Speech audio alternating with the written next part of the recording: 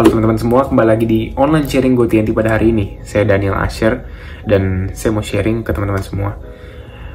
Saya harap teman-teman semua tetap dalam kondisi yang baik dan tentunya dalam penyertaan Tuhan.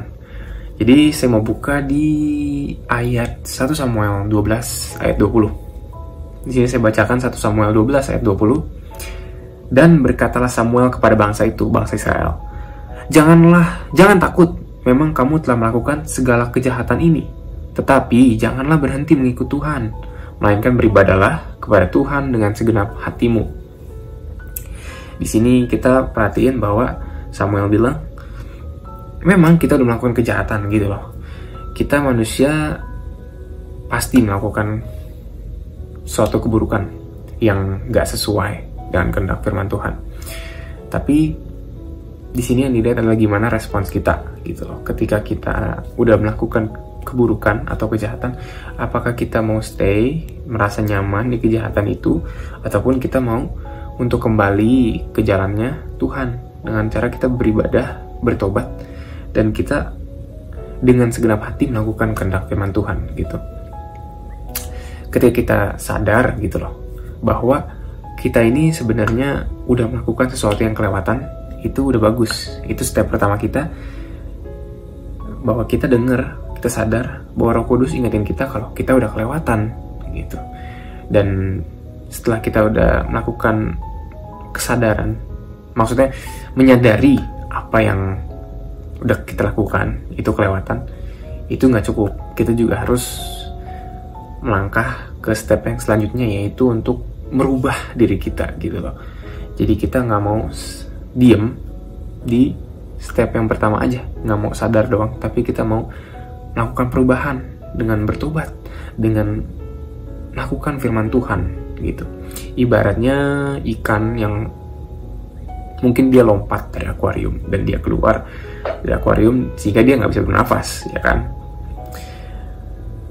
Akhirnya seseorang yang mempunyai ikan itu balikin dia lagi ke akuarium supaya dia bisa bertahan hidup dan akhirnya bernafas lagi gitu, bernafas lagi dan bertahan hidup maksudnya. Begitu juga dengan kita gitu. Ketika kita melakukan dosa, Tuhan mengingatkan kita untuk bertobat dan kita kembali lagi ke jalannya.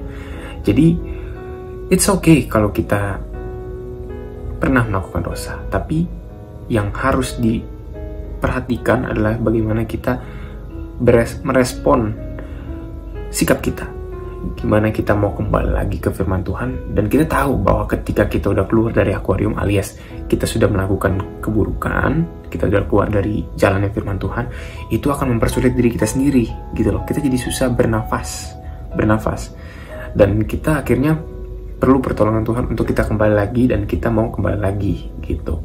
Jadi jangan sampai kita mau keluar dari akuarium itu, jangan sampai kita mau melakukan dosa itu lagi, karena kita udah tahu itu akan mempersulit diri kita sendiri dan kita akan kurang nafas gitu loh. Jadi firman Tuhan ini adalah diibaratkan sebagai nafas kita, dan memang itu adalah nafas kehidupan kita. Kehidupan apa? Kehidupan rohani kita. Jadi yang mau diingetin ke teman-teman adalah respon teman-teman dalam kehidupan teman-teman sehari-hari. Apakah udah benar? Apakah teman-teman udah mau kembali ke jalannya Tuhan ketika teman-teman melakukan suatu kesalahan? Jadi teman-teman harus selalu aware, harus selalu sadar bahwa, dan berjaga-jaga, sadar, berjaga-jaga, aware kalau teman-teman hidup apakah sudah sesuai dengan kehendak firman Tuhan.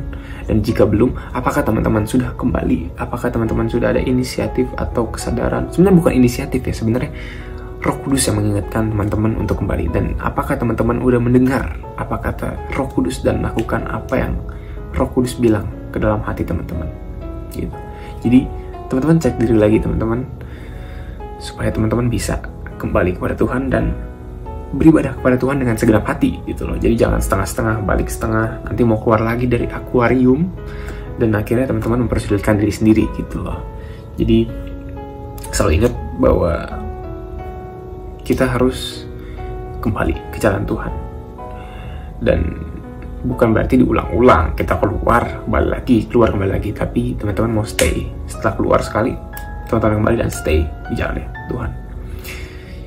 Ya itu aja yang saya mau sampaikan pada hari ini. Semoga teman-teman ingat untuk selalu jaga kehidupan teman-teman, berjaga-jagalah, dan jangan sampai keluar dari jalannya Tuhan, jalannya firman Tuhan.